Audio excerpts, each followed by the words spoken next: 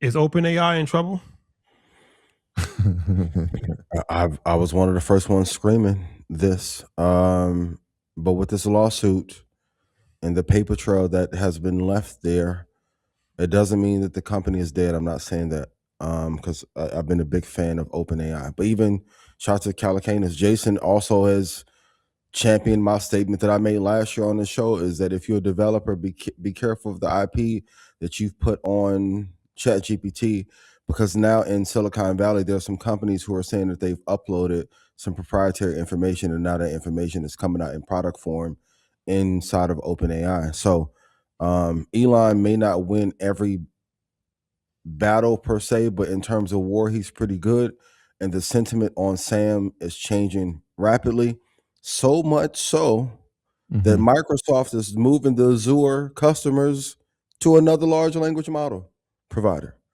So I think when Brad Gerstner woke up that story and had that interview with him, and he was flippant in the answer about the revenue, that was that caused a lot of damage in the market Yeah. and for that company. They have to regulate and get this done, and he needs management, crisis management like no other right now, because this can destroy some of the valuation of the company. But Microsoft, from what I'm told inside of headquarters, is not very happy with the investment or him right now. There are reasons for concern. I think obviously, they had a pretty good year. They brought in 20 billion, but they've spent so much more. I think people need to understand that OpenAI is not a profitable company present day, right? Hmm. Like they're not profitable. I think what caused a stir this or last week was the idea of them now adding ads to the platform. Well, why would you Oh add, my God. right? This They were thing is, adamant about like that was not something that they wanted to do, and now they've had to reverse course. Well, why do you take on ads? Well, you need revenue, you need the right? money. Like we need money, and you have millions, like 800 people, 800 million people using it, or 900 million people using it. Low tiers, you need to bring in some capital because the overspending, right? At some point, that check has to be cashed, Hmm. right? Like the the the problem with that is that the competition It's it's heating here. up. Yes. No, it's here. So the second that Yeah. they said that they're gonna now add ads to the platform, what did Google do with Gemini? They said, look, nah, man, we're never Hmm. gonna do that. Because Hmm. that's not the only thing that they rely on. And so the competition is here. So when you look at that, the competition, Anthropic is about to go public. I know they just tried to raise the valuation for that as well. You got to look for who's your support. And so Hmm. the comp for them is Google for sure, Meta, Anthropic, right? What they Hmm. support, even though you just talked about Microsoft is still a supporter. It's more advantageous for them to want OpenAI to do well at Hmm. their deal structure. They still have Oracle, right? And they're kind of like in this thing together. But we know that Larry Ellison is willing to do things, and we saw that recently with the Netflix Warner Brothers deal, and go above and beyond to make sure that his investment works. Hmm. SoftBank is still a supporter. Nvidia is a supporter. AMD is a supporter. Yeah. Broadcom is a partner. So they have a strong base of partnerships and support that won't, in my opinion, won't allow it to fail. But they got to start making some money. And so the ad Quickly.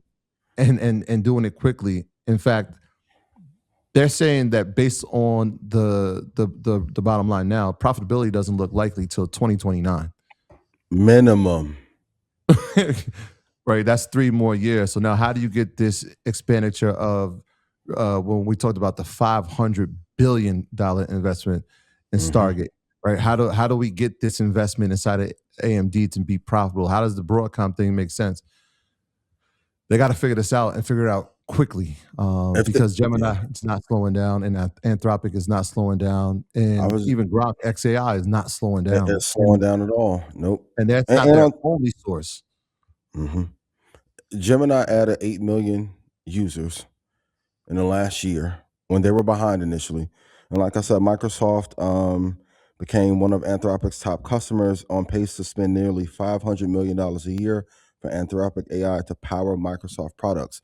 They can still invest and own 49% of a company, but if you have an erratic leader, you're going to say, let me hedge my bet and invest somewhere else so that the deliverability and the quality of the AI is higher for the customers.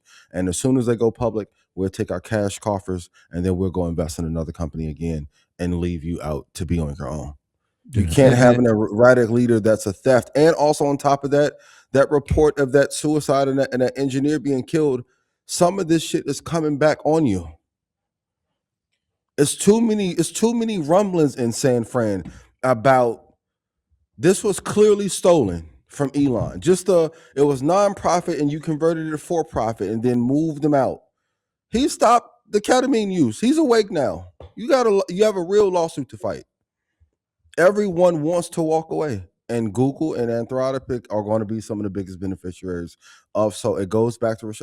You can't have an emotional, erratic man leading a company of that magnitude. You can't trust him. And it's the idea of it being in debt is not. I mean, you feel like you hear that in the investment world all the time, especially with startups. The issue is the scale of the debt. It usually is not in the hundreds of billions, and They that's were what they asking for a asking for a bailout before they went public. What? raise another round. The problem now, when you raise another round, when people see that the competitors have caught up to you, they got to figure something out.